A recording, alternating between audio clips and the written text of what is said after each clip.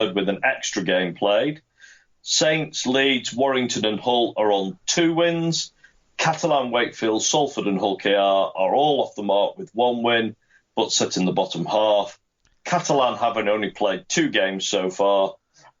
Toronto stay bottom and winless after 4 games, and they will, of course, be winless after this week as well.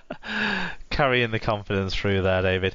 Stat line of the week. I'm going to give it to a player on the losing side. There was a few players on losing sides that offered great stat lines. I'm going to go with Josh Griffin with 1 try, 1 try assist, 8 tackle busts, 198 metres, 4 clean breaks, and he will be happy that the match review panel didn't see too much in the punchy through to Liam Farrell's face and saw it more of a push, because it means he won't get a ban, which Hull fans should be happy about because he has been exceptional so far.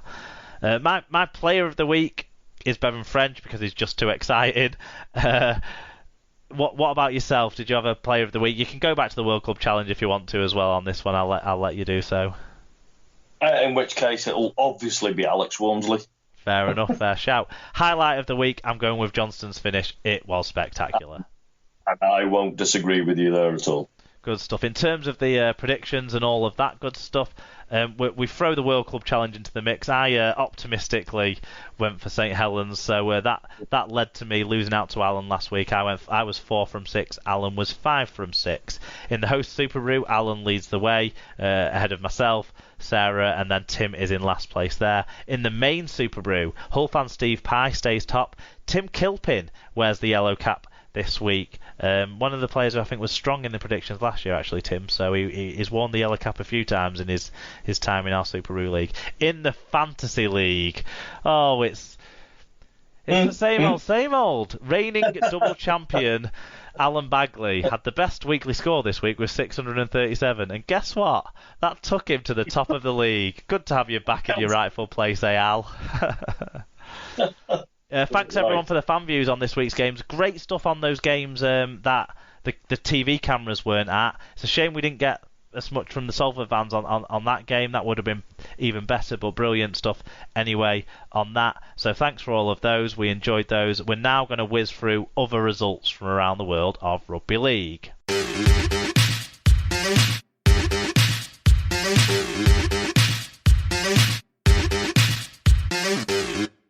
Other results time then, and as we were recording the show last week, there was a catch-up game of round 3 of the Championship, and actually a little bit of a surprise result there. Halifax went down at home to Dewsbury, 18 points to 16, but the main focus of our other results will be round 4 of the Challenge Cup. That kicked off on Friday night. I nearly missed this one from the rundown because I forgot there was a game on Friday night, but it was Leigh 34, Batley 10, then into Saturday. Sheffield 20, Halifax 18, so another close loss for Halifax. Not going to have the cup run that they had last year where they went all the way to the semi-finals, but Sheffield march on. It was Siddle 10, Newcastle 30. Swinton 56, Lee Miners Rangers 0. Mike Butt having a big game for Swinton against the amateurs in that one.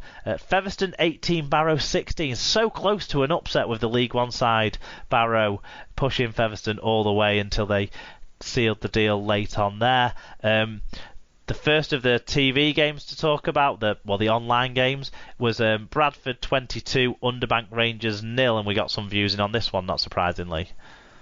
Yes, we did. And Shoddy and Mungo said, tough conditions and a claggy pitch meant this wasn't a classic, but we made it through despite some dogged Underbank defence. Onwards, as St David would say. I would. Dr. Hideous said, in the first quarter, Underbank barely got out of their half, but defended hard, and Bradford's only points were entirely down to a lucky gust of wind. In the second quarter, their second and third tries were well-deserved against a tired defence. Second half, Underbank surprisingly kept in touch, and it was scoreless until Bradford's fourth try in the last 5 minutes. Outstanding performance from Underbank. Dr. Bob Phillips says, watching burst between admin and results chasing, the 22-0 scoreline didn't reflect the immense defensive efforts of Underbank or the chances they almost had to score. Bradford were good for the win, but they absolutely had to play for it. And Carsten said, Underbank gave it a really good go and stayed in the game till 5 minutes before the end. The Bulls need to get much better if they want to challenge for the playoffs. And I think the coach agrees with that sentiment as well, doesn't he? Yeah, if places in the next round were handed out on moral victories, we would be seeing Underbank rather than Bradford going to Wakefield Trinity in round 5. North Wales 18, Hunslet 22, and we got a fan view on this one.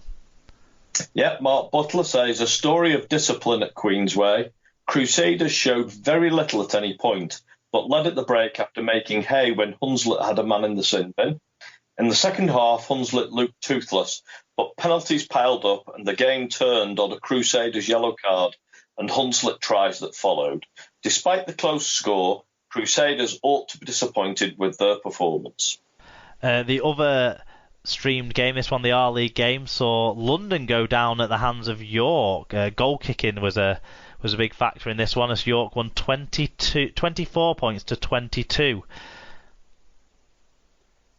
Dr. Hyde says, because the RFL stream wasn't working, I demand a replay. Well, it was obviously working for Genghis, because Genghis Campbell said, heard a large explosion around 11:30am Eastern Standard Time. US Geological Survey confirmed the epicenter was somewhere near Zermatt, apparently caused by Karsten spontaneously combusting when Kindhorst scored the winning try. #JimmyWatch. And just to prove the point, Karsten says, Jimmy Kindhorst scores the match-deciding try for York. Not more to say, except Jimmy! Elsewhere, it was Widnes 52, Oldham 12 in that All-Championship tie. In an All-League One tie, it was Workington 22, Doncaster 12. Rochdale saw off the Army 54 points to 10. We got some view on this one as well. And Josh says, a fantastic start from the Army with a dribble kick opened up the scoring that caused worry and silence amongst the Rochdale fans and players, but with a half riddled with mistakes and amateur mistakes from the Army, the Rochdale semi-pro status showed with the Army trailing in the first half. The second half, the Army showed some great improvement, mainly holding on to the ball, but it was a little too late with frustration setting in, and a sending off sent the game plan into a spiral, and Rochdale walked the game home, but not without a fight to the end, but it showed a bridge too far. And Whitehaven versus Dewsbury fell foul and was postponed. But we did get the Challenge Cup round 5 draw that we can talk through, and that came out Wakefield versus Bradford, Featherstone versus Hunslet, so two teams with close links to the Leeds Rhinos there.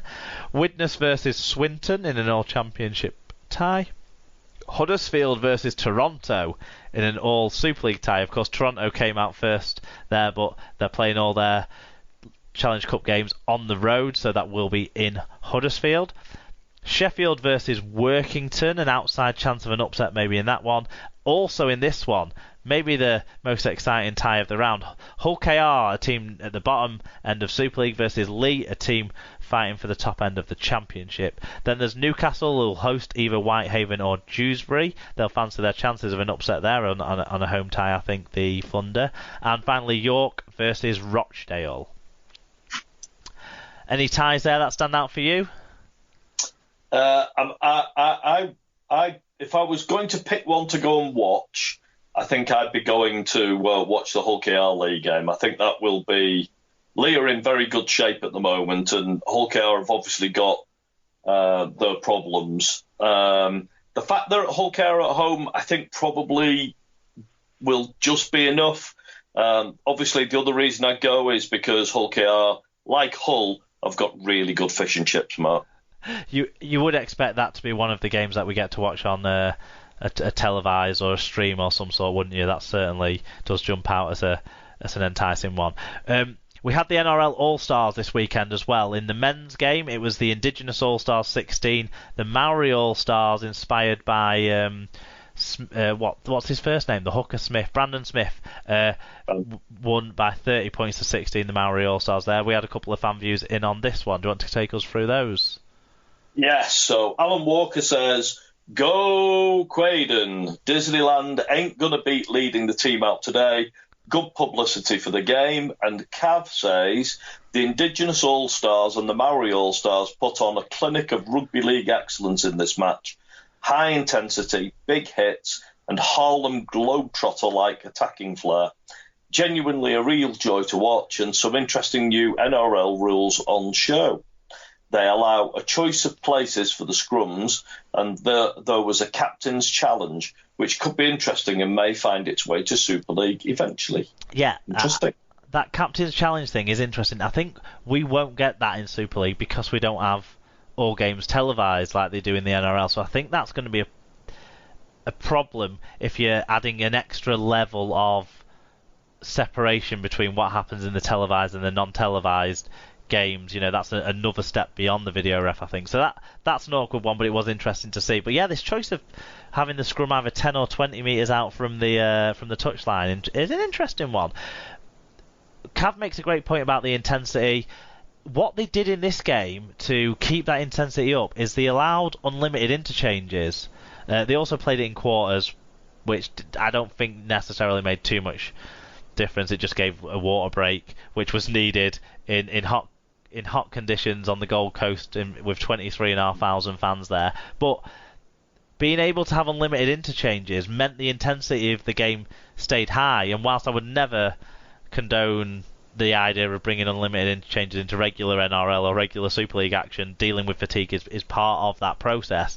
For this kind of exhibition match, I certainly think it helped, and I think Cav has highlighted that by pointing out the high intensity that the game was able to maintain throughout. Yeah, I mean, we've been going entirely the other way, haven't we? We've been reducing the number of interchanges because of the danger primarily, I think, because of the danger to players, because you're able to play much bigger guys, heavier, stronger fellas for, much shorter bursts where you've got more interchanges available, and therefore there's, a greater danger that you're going to have more injuries because you've got these monsters, 22-stone monsters on the field, smashing it down the middle for 5 minutes and then going sitting down having a breather. And we did see some injuries to some of the big guys in this game as well. So there is merit in that argument. But early season, fitness low for players, you'd kind of think. Yeah. The interchange thing is I think it worked well in this instance, even though there was those injuries. But like you say, when players are more tuned into things, you don't want them to. You don't want fully fit blokes running at each other. But players playing trial exhibition games, I think there's a room for it. There was also the women's Indigenous game. The women's All Stars game that was won by the Indigenous All Stars, 10-4 against the Maori All Stars. In that one. Right, okay, that is other results covered for us. We're now going to move on to make we say predictions, but more and more we call them guesses as we look at round 5 of the Super League.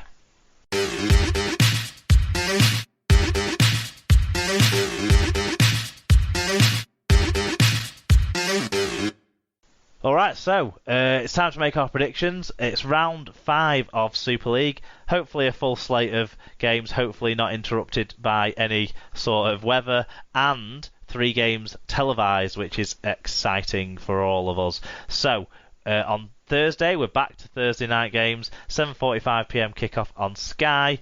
It's Hull Kingston Rovers hosting Castleford Tigers, and I think it's probably fair to say that injury-wise, these two sides are going in opposite directions as Castleford are starting to welcome more players back into the fold. Hull KR are losing more players, and we'll be testing the limits of that massive squad overhaul that they had in the off-season.